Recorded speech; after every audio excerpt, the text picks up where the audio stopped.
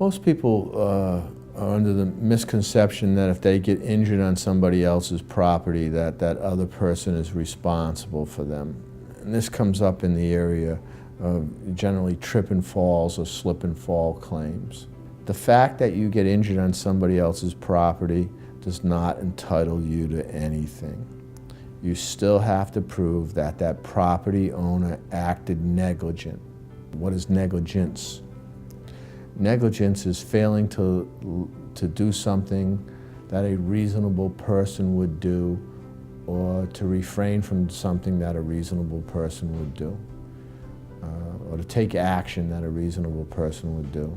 So if you get injured on somebody's property, say there's some foreign substance on the floor, and you slip and you fall on that substance, that doesn't mean that you're entitled to any money for your injuries.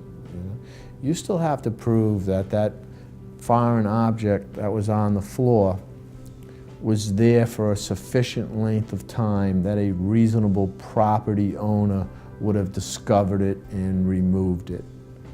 And I could tell you a quick story about a case, because that law of slip and fall that I've just told you has actually been around for over 100 years. There was a case, and they still study this case in law schools today, where a woman had gone into a market and she stepped on a banana peel of all things. She stepped on a banana of all things, and she slipped and she was badly injured. And at the end of the case, the property owner, through his attorneys, asked the judge to dismiss the case without letting it go to a jury. And they said, well, gee whiz, Your Honor, how do we know that the person shopping in front of her didn't throw the banana on the floor, and maybe it had only been there for 5 seconds or 10 seconds, and you know, if we had seen it, we would have picked it up. And the burden of proof is always on the plaintiff. You know, it's not a criminal burden of proof.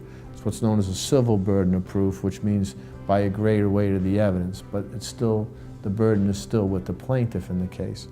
So it was saying, well, she didn't prove that that banana was on the floor for a length of time that we would have been able to find it and pick it up. And the judge in that case was a very clever judge. She said, look, here was the testimony. The woman testified that the banana was black. So it hadn't just, you know, gotten on the floor, you know, 5 minutes before she happened to walk by.